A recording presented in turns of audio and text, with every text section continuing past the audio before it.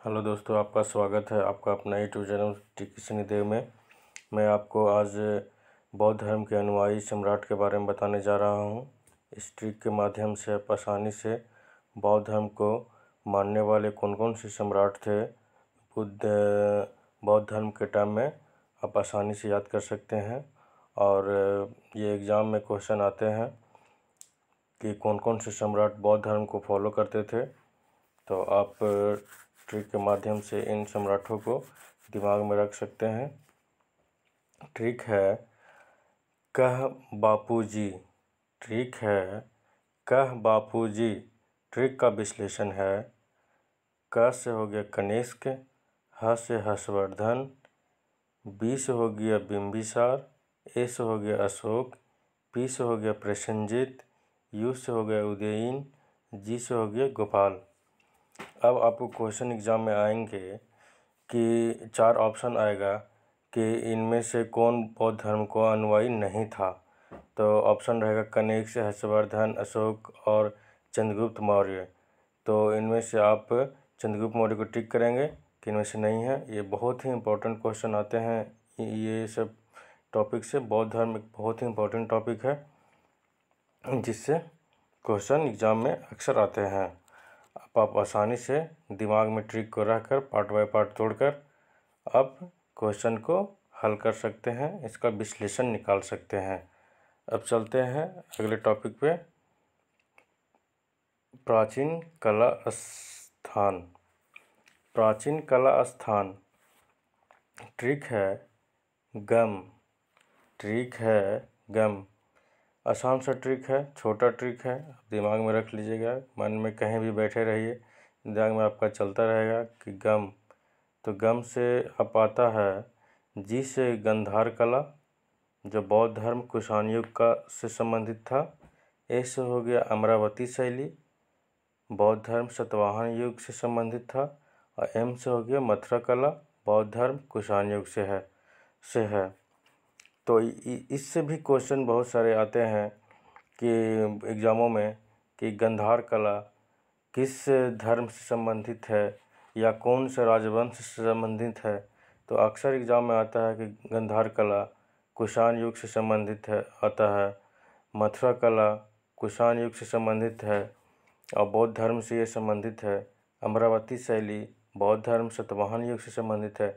ये सारे क्वेश्चन आपको एग्ज़ाम में देखने को मिलेंगे और आप आसानी से इसका हल अगर कर लेंगे, अगर ये ट्रिक आप दिमाग में रखते हैं तो। चलिए चलते हैं अब अपने अगले टॉपिक पे। भारत पर विदेशी आक्रमणकारी। सर्वप्रथम भारत पर कौन कौन से विदेशी आक्रमणकारी भारत पर आक्रमण कर कर यहाँ सालों साल राज किए। तो आप आसानी से ट्रिक दिमाग में रखकर उसे याद कर सकते हैं। एक समय रहते अलग अलग देशों के अलग अलग राजवंशों ने भारत पर शासन किया और यहाँ शासन किया। तो ये क्वेश्चन आता है कि सबसे पहले किसने भारत पर आकर शासन किया या आक्रमण किया। तो ये ट्रिक है यशपक। ट्रिक है यशपक। ट्रिक का विश्लेषण है यश हो गया यवन, स हो गया शक, प हो गया पल्लव, क हो गया कुषाण।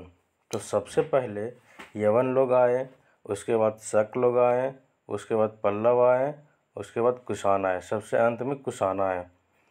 तो अगर क्वेश्चन पूछ देता है कि भारत पर विदेशी आक्रमणकारी सर्वप्रथम कौन थे, तो यवन लोग थे। और अगर 4 ऑप्शन दे देता है और उनमें से एक राजवंश नहीं देगा तो आप आसानी से टिक कर सकते हैं कि ये सर्वप्रथम आक्रमणकारी नहीं थे और ये 4 थे। चलिए अगले टॉपिक पर चलते हैं। मगध साम्राज्य पर शासन करने वाले वंश क्रम में। मगध साम्राज्य पर अलग अलग टाइमों में अलग अलग राजवंशों ने शासन किया और मगध साम्राज्य बहुत ही विशाल साम्राज्य था। इसके बारे में हर जगह क्वेश्चन आपको देखने को मिलेंगे एग्ज़ामों में। ट्रिक है हसीन मासूका साथ। ट्रिक है हसीन माशूका साथ ट्रिक का विश्लेषण है। ह से हो गया हर्यक वंश, सी से हो गया शिशुनाग वंश, न से हो गया नंद वंश, मा से हो गया मौर्य वंश, सु से हो गया शुंग वंश, का से हो गया कर्ण वंश, सात से हो गया सातवाहन वंश। और ये मगध साम्राज्य से क्वेश्चन आपको बिहार के एग्ज़ामों में देखने को मिलेंगे ही मिलेंगे। इवन बिहार के ही नहीं, एसएससी हो गया या रेलवे हो गया, कहीं भी आप देखिएगा तो मगध साम्राज्य से आपको क्वेश्चन आता ही आता है इन राजवंशों से। चाहे तो आप हर्यक वंश से क्वेश्चन आ जाए या शिशुनाग वंश से आ जाए, नंद वंश से आ जाए, और ज़्यादा क्वेश्चन आपको मौर्य वंश से देखने को मिल जाएंगे। मौर्य वंश से आपको हमेशा क्वेश्चन एग्ज़ामों में देखने को मिलेंगे। तो आप अगर कोई आपसे अगर पूछ भी देता है, नॉलेज के लिए पूछ देता है कि आप बताओ कि मगध साम्राज्य पर कौन कौन से राजवंशों ने शासन किया है, तो आप ऐसे अगर दिमाग में रखते हैं तो ठीक है। अगर आपका दिमाग में नहीं रहता है, आप भूल जाते हैं, तो आप ट्रिक के दिमाग में रखे हुए रहिए कि हसीन माशूका साथ फनी लैंग्वेज में आप इसको दिमाग में रख सकते हैं और उसका एक एक पार्ट, एक एक अक्षर का विश्लेषण करके आप उसे आसानी से आंसर दूसरों को बता सकते हैं। और आप एग्ज़ाम में भी क्वेश्चन सॉल्व कर सकते हैं कि सर्वप्रथम हर्यक वंश ने मगध साम्राज्य पर शासन किया, उसके बाद शिशुनाग वंश ने शासन किया, उसके बाद नंद वंश ने शासन किया, उसके बाद मौर्य वंश ने शासन किया, उसके बाद शुंग वंश ने शासन किया, उसके बाद कर्ण वंश ने शासन किया, उसके बाद सातवाहन वंश ने शासन किया। तो आप आसानी से क्वेश्चन को सॉल्व कर सकते हैं। चलिए चलते हैं अपने अगले टॉपिक पे। विभिन्न राजवंशों के संस्थापक। विभिन्न राजवंशों के संस्थापक। ट्रिक है पशुवाक शीशा विवाक। पशुवाक शीशा विवाक। आप 2-3 बार ये ट्रिक को अगर रिपीट करते हैं या पर डे 2-3 बार आप रिवीजन करते हैं, सबसे इम्पोर्टेंट होता है किसी भी एग्ज़ाम को क्रैक करने और तैयारी के दौरान आप जितना रिवीजन कीजिएगा आपके दिमाग में उतना ही ये आप स्ट्रांग होते जाएगा। आपका जीएस का पार्ट, जीएस रिवीजन का ही सबसे बड़ा रोल होता है किसी भी क्वेश्चन को याद करने में। अगर आप रिवीजन नहीं करते हैं तो आपको ये सब सारी चीज़ें याद नहीं रहेगा। तो ट्रिक है पशुवाक शीशा विवाक। ट्रिक का विश्लेषण है प प्लस सु पुष्यमित्र, असु से हो गया शुंग वंश, प से हो गया पुष्यमित्र और सु से हो गया शुंग वंश। वाक को आप तोड़ दीजिए, वा प्लस क, वा से हो गया वासुदेव और क से हो गया कर्ण वंश। सी प्लस सा को आप तोड़ दीजिए, सी से हो गया सिमुक और सातवाहन वंश। वी प्लस वाक कर दीजिए, विद्या शक्ति और वाकटक वंश। यानी सीधा सीधे क्वेश्चन ये आएगा कि शुंग वंश का संस्थापक कौन थे, तो पुष्यमित्र। कर्ण वंश का संस्थापक कौन थे, तो वासुदेव। सातवाहन वंश का संस्थापक कौन थे, तो सिमुक।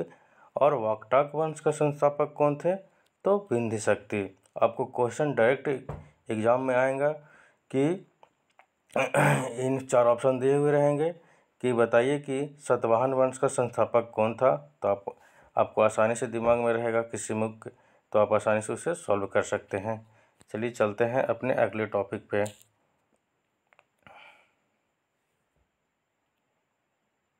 दक्षिण भारत का प्रमुख राजवंश एवं संस्थापक राजा। दक्षिण भारत पर कौन कौन से राजाओं ने अपने शासनकाल को निर्माण किया था और शासन किए थे, उनका संस्थापक चलिए चलते हैं, जानते हैं। रादन चौबी चौवा होवी। रादन चौबी चौवा होवी। ट्रिक का विश्लेषण है रा प्लस दन राष्ट्रकूट का संस्थापक दंतीदुर्ग ने किया था। चो प्लस वी चोल वंश का संस्थापक विद्यालय ने किया था। चौ प्लस वा चौहान वंश का संस्थापक वासुदेव ने किया था। हो प्लस वी होसल्य वंश का संस्थापक विष्णुवर्धन ने किया था। तो आप आसानी से दिमाग में रख सकते हैं और अगर नहीं रख सकते तो आप वैसे भी याद कर सकते हैं कि राष्ट्रकूट वंश का संस्थापक दंतीदुर्ग था, चोल वंश का संस्थापक विद्यालय था, चौहान वंश का संस्थापक वासुदेव था, कौशल्य वंश का संस्थापक विष्णुवर्धन था। एक और ट्रिक है जो और राजवंशों के बारे में बताता है, ट्रिक है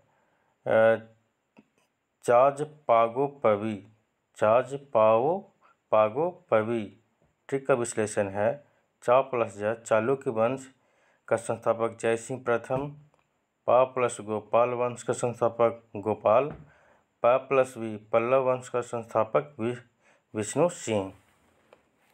तो आप आसानी से दिमाग में रख सकते हैं और ये इन सब संस्थापकों से और राजवंशों से क्वेश्चन आपको अक्सर एग्जाम में आ जाएंगे कि बताइए कि पाल वंश का संस्थापक कौन थे, तो गोपाल थे। पल्लव वंश का संस्थापक कौन थे, तो विष्णु सिंह थे। चालुक्य वंश के संस्थापक कौन थे, तो जय सिंह प्रथम थे। कौशल्य वंश के संस्थापक कौन थे, तो विष्णुवर्धन। चौहान वंश के संस्थापक कौन थे, तो वासुदेव। चोल वंश के संस्थापक कौन थे, तो विद्यालय। राष्ट्रकूट वंश के संस्थापक कौन थे, तो दंतीदुर्ग।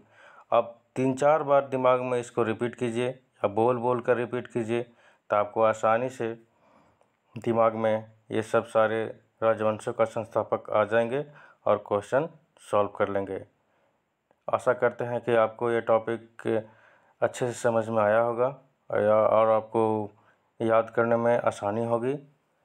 चलिए आप अपना टॉपिक समाप्त करते हैं। जय हिंद, जय भारत।